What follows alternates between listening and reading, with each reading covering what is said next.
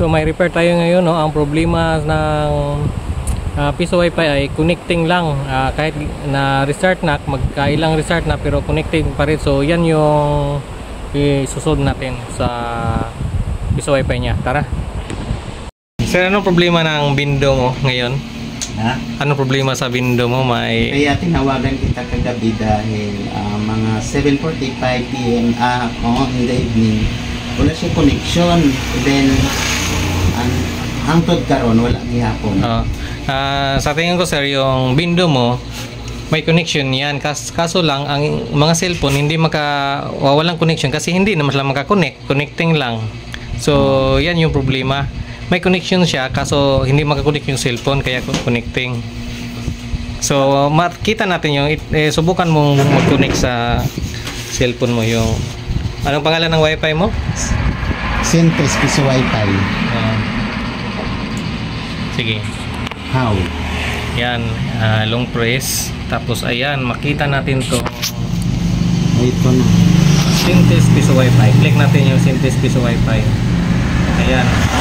So nakita nyo, connecting lang palagi. Nasubukan ng mag-restart, ilang beses na mag-restart, ilang pero beses na connecting pa rin. So yan yung isosolve natin ngayon para maging connected tayo sa piso wifi natin. So una natin gawin ay duda ko SD card, nakurap yung SD card at kailangan i-reflash. So pangalawa, yung UTP cable niya baka sa tagal na sa init ng ulan may diferensya na yung UTP cable, palitan natin. Pangatlo, yung board niya kaya na connecting na kasi sobrang init na ng board, nag-overheating na siya. So yan yung tingnan natin ngayon. So unang gawin natin ay SD card, para yan yung pinakamadaling gawin muna sa ngayon. SD card, palitan natin. Tara. Naka-on. Naka-on yan. Okay na. So ngayon makita natin yung wifi. Hanapin natin yung Syntes piso wifi. Tingnan natin. So ganun pa rin, connecting siya. So lagay lang muna natin dito, ha. Tingnan mo, connecting. Kita nyo, connecting pa rin. So yung gawin natin ay restart.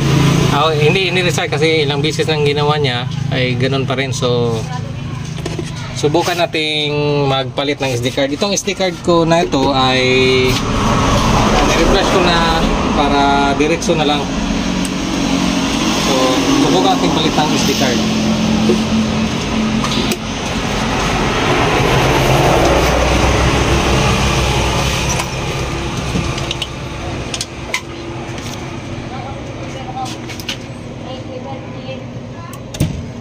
Ito yung unang SD card. Tapos palitan natin ng bago. Yung bagong reflash.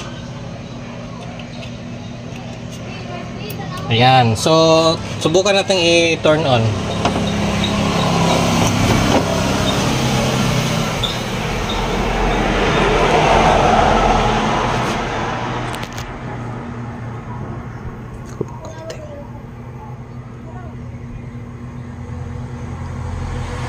Ayan, so hintayin natin kasi kaka-turn on lang. Hintayin natin makita yung Syntes piso wifi. Hintayin natin, wala pa yan kasi kaka-restart pa lang.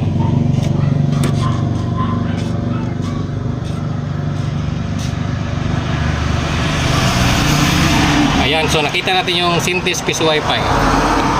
Isura ko mo video.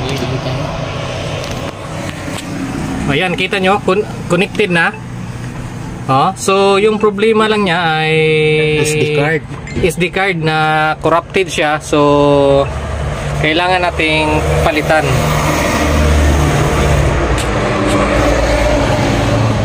Okay na yan. Ngayon, subukan ng mag-connect niya kung ano yung punta ka sa wifi, i-turn on mo yung wifi. So kanina connected yung Syntes piso wifi, pero ngayon ilang press.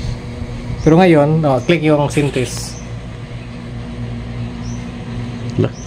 Click. Back out sa connecting na lang. Connecting. Ito lang ulat na.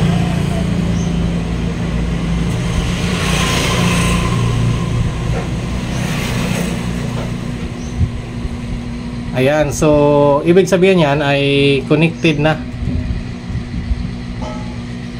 Connected niya. Nakita nyo walang insert coins kasi bago yung SD card. Yung software niya ay bagong replace. So ang kailangan natin gawin ay coins kasi.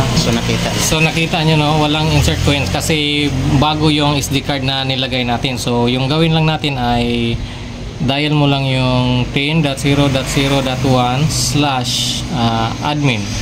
Ayan. Pagkatapos, login mo yung default. Siyempre default kasi bumalik sa default kasi bago yung SD card natin. So administrator, tapos admin 1 2 3 4 5, sign in.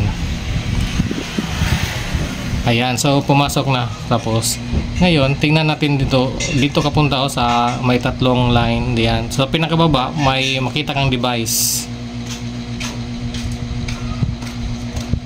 Ayan, so recheck mo lang yung ownership.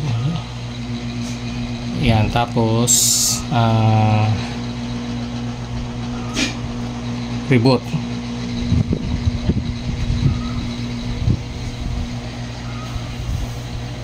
Ayan, so hintayin lang natin na kasi nag-reboot pa yan.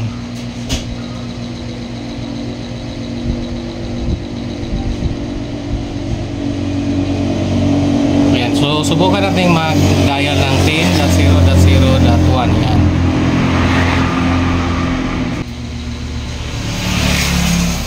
Ayan, so kita nyo na may insert coins na siya, may ilod, use wifi. Tapos kasi yung sa atin ay bindo lang, hindi tayo nagbibinta ng ilod at saka wifi, so turn off natin yan.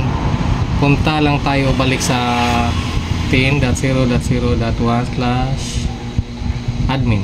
ito. Yan, punta ka lang sa